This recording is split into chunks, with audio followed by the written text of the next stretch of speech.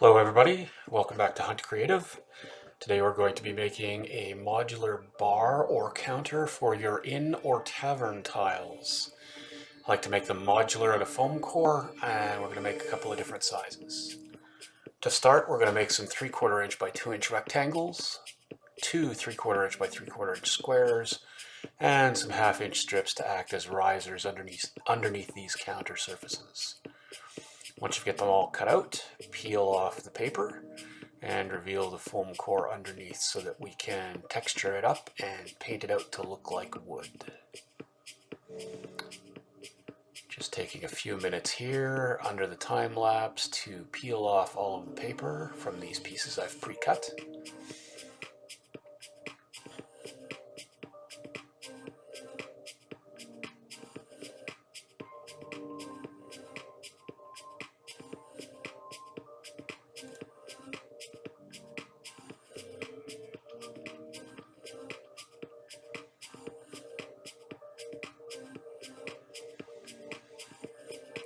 Quite a few pieces. Just taking my time to make sure all the paper's peeled on both sides.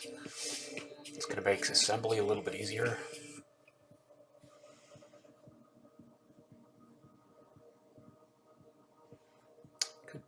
Make sure you've got some music playing in the background or some tunes to listen to while you're crafting. Sometimes I like to put on a movie in the background on television or something to listen to while I'm doing this.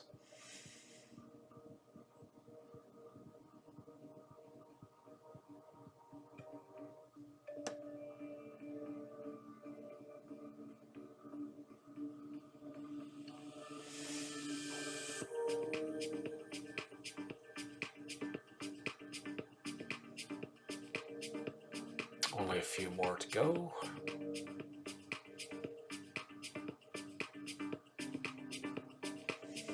Once we get it all peeled up, we'll be ready to move on to the next step.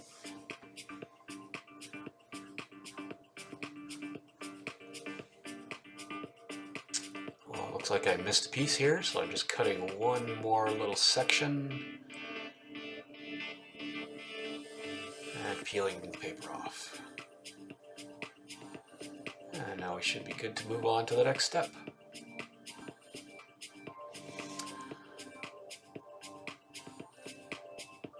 So these are the 1/2 inch squares. They're going to act as end caps underneath the countertops. And now I'm going to use a pen and a mechanical pencil to add wood-like texture to the top of each of these pieces. I start by dividing each of the countertops into planks with my ballpoint pen. Just kind of adding that space that will make it look like several planks edge to edge. And this is a common technique that I use across a lot of my crafting. The foam core takes the texturing very nicely.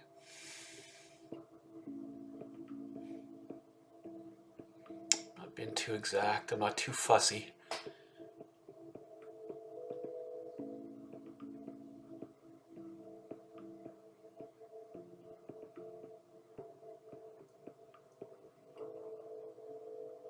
And I'm not doing the undersides because they're all going to be painted up, or painted dark and inside the counter, so they won't be very visible from on the table.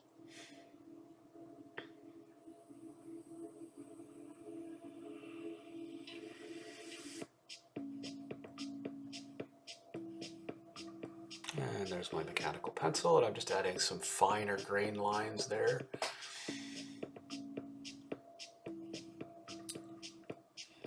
Once this gets painted up, we'll be able to see all of these textures coming out.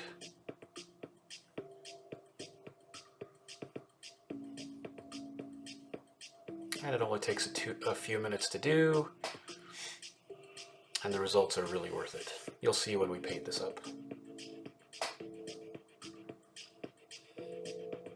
Some people like to use a wire brush or a plastic brush to make wood grain textures, and I don't actually have one of those, so I have to rely on my good old-fashioned pencil technique here.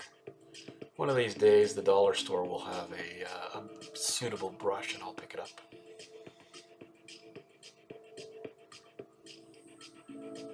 For now, this technique works.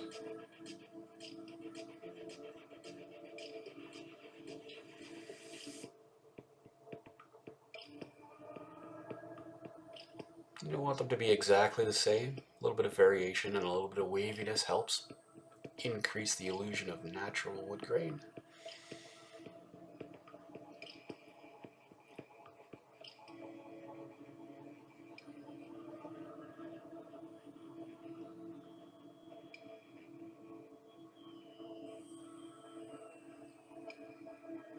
So these dimensions, I'm going to get roughly a 3/4 inch high by 3/4 inch wide counter surface. And with these modular pieces that I'm making, I can reconfigure them in several different ways. So if I want to set up a reception desk in an inn, then I can do that. If I want to set up a bar in a tavern, I can do that. And we're going to start assembly. I'm going to start with the little square end caps so that I can line them up nicely with the back edge of the piece. And that leaves space for the front edge to be glued on across the width. You'll see how this looks when I get it done. I'm actually going to leave the underside open so that a mini standing at the counter's base will slide inside that space, and the mini can belly right up to the inside portion of the counter or bar. You'll see how it looks when we get to the action shots at the end of this video.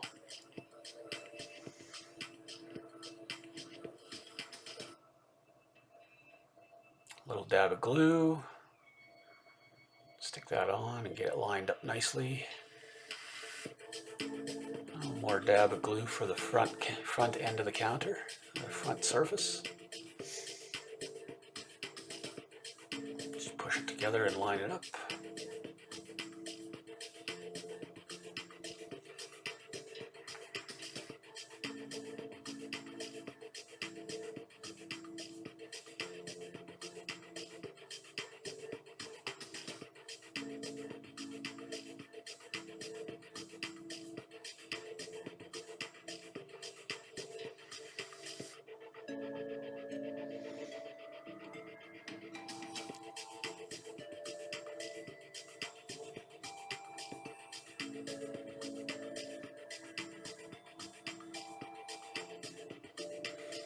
You can make more pieces than I'm making here, of course, but this gives me roughly 60 feet of counter surface. And I think that that should be sufficient for most of my needs. If I ever run short, then I can whip a few more up.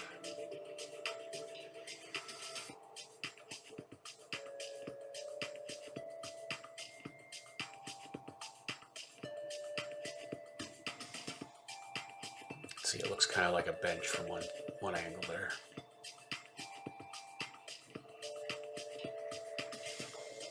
And these little 3/4 by 3/4 squares will act as corners where I can make a right angle join.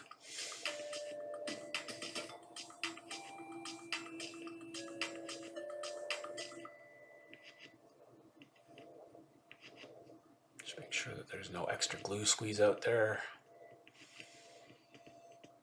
A few more to assemble.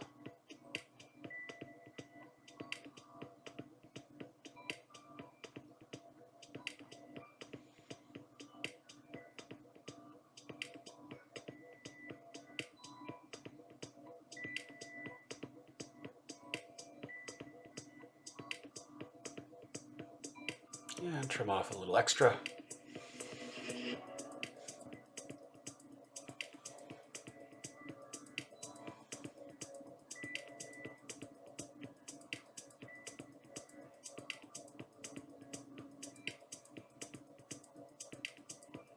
And this little short piece was just an add-on that I came up with in case I wanted a wing to extend back or forward in one direction or another.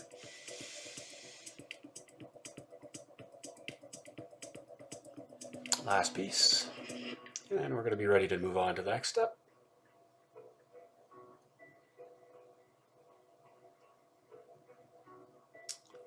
I'm just going to touch up the texturing on the edges of the cut pieces that I glued together just so that the grain runs contiguously all around the piece.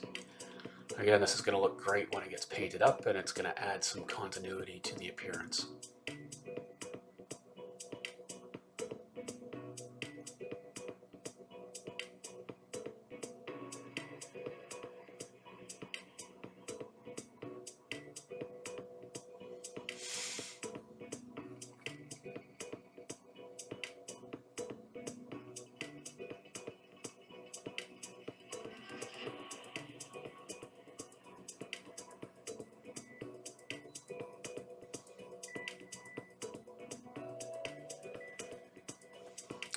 couple of touches here and there to make sure that the raw edges of the foam core have the same grain appearance as the rest of the piece.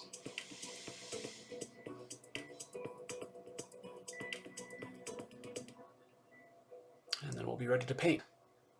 So we're going to paint it in our regular method. We're going to start with a black base. Just takes a few minutes to slap that on. I'm looking for about 99% coverage.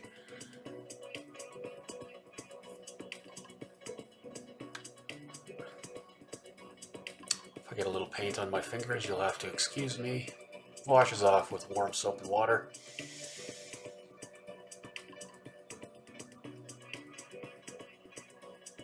It's just acrylic matte finish black paint from the dollar store.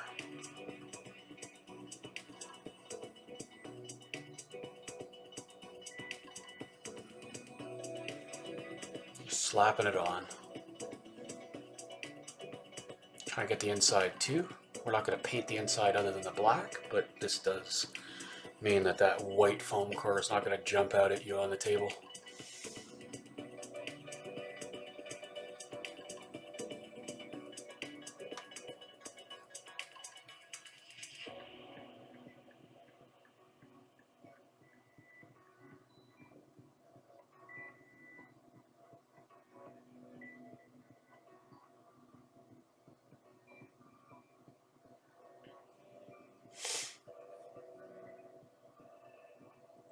You can see in these shots a little bit of that grain texture coming out.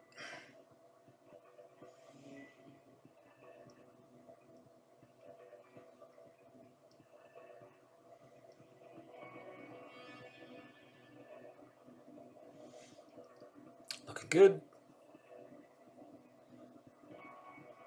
2 more pieces, and then we're going to be ready to move on to the next step.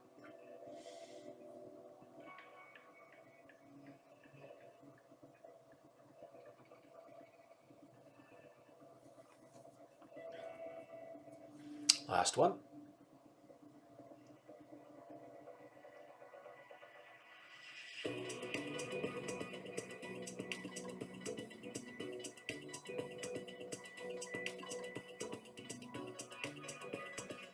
Just get the bottoms and the inside.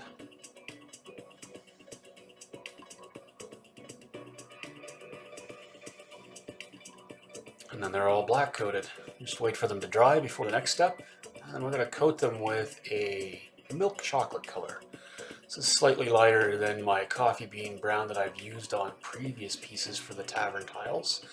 And I'm doing this because I want these counters to be just a touch lighter than the flooring and other wood fixtures that we've already created for inside our inns and taverns.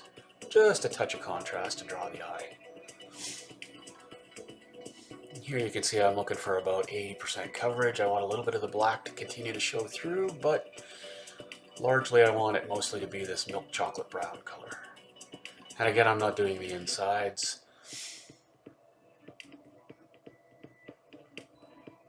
And I'm not being too fussy about exact even coverage because we've got a couple more colors to add to this as we go along.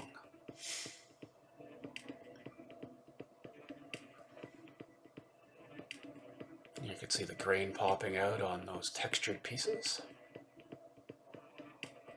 which is exactly what we want.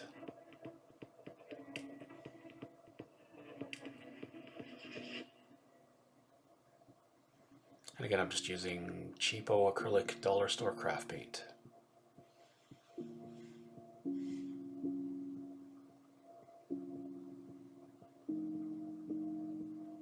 Slapping it on.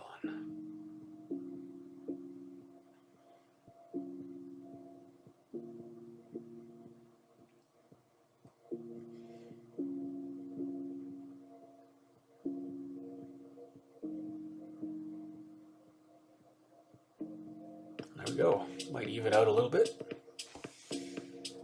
It's a couple of pieces where the contrast between swatch is a little intense. So now I'm using camel colored tan and a little bit of bright orange. And I'm going to dry brush this over the surfaces, and that's going to give us the illusion of kind of a honey colored wood. And here I'm looking for about 50 to 60% coverage. I still want some of that milk chocolate brown and some of the black to show through.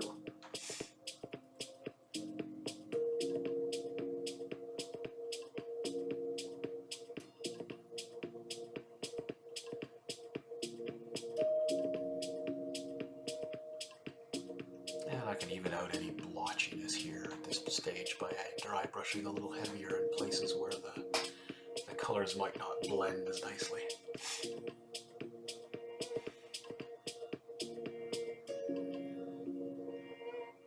And the names of the colors I'm using don't necessarily matter, as long as you've got a black or a very dark gray, a darkish brown color, a lightish tan color, and I like to add the orange to kind of act as reflected torchlight or candlelight. Perfectly optional. You can choose to do it a little bit differently if you like.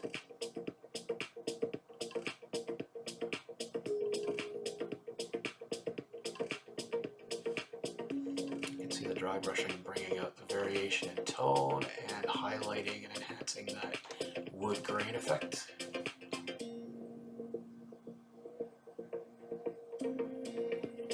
Looking good.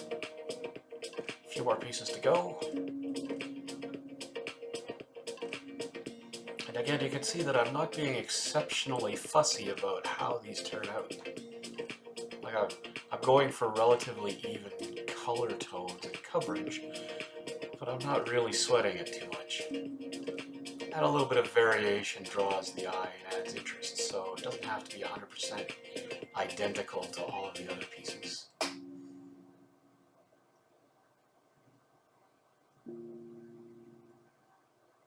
A couple more little pieces to go.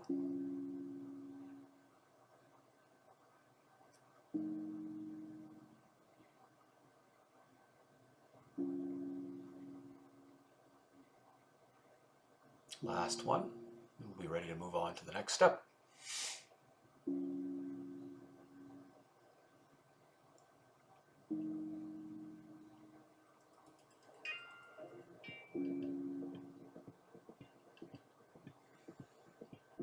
Alright, and then here I'm going in with a cream color, very light dry brush, just to lighten it up even a touch more as compared to the other woodwork in our Tavern inset.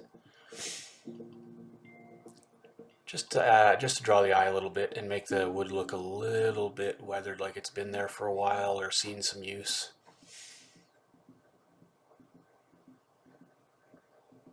Alternatively, you could try a lighter gray, but lighter gray makes for a more aged looking wood, where this is like a carefully washed, rubbed kind of look.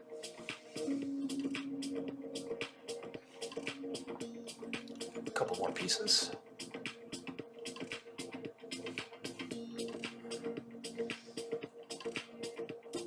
And then we'll be ready for the last step.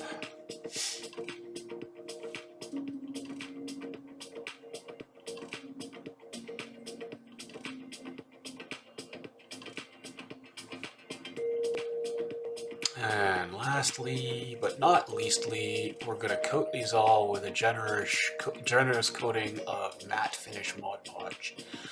And that'll protect it against wear and tear on the table and keep your paint from wearing or chipping or any of that stuff. It also strengthens up the foam core, makes it a little stiffer.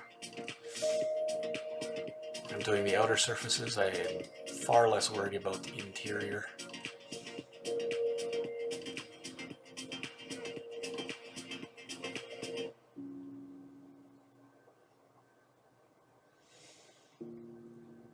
Nice generous coat. It dries reasonably quick and it'll help keep these things lasting when you chuck them into a drawer or a bucket for storage.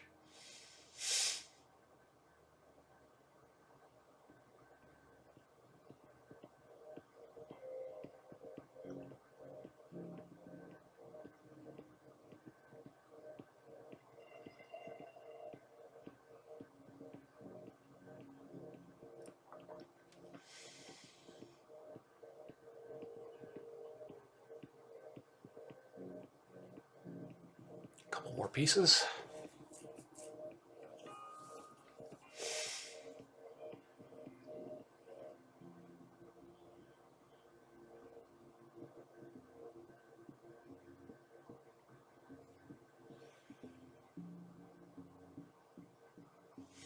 And there we go.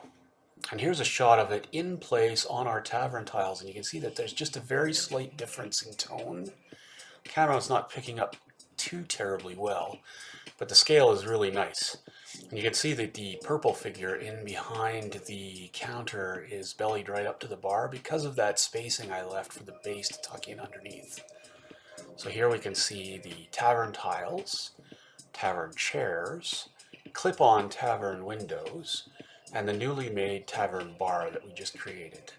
In the background, you can see one sample of the fireplace clip-ons that we're going to make in our next video.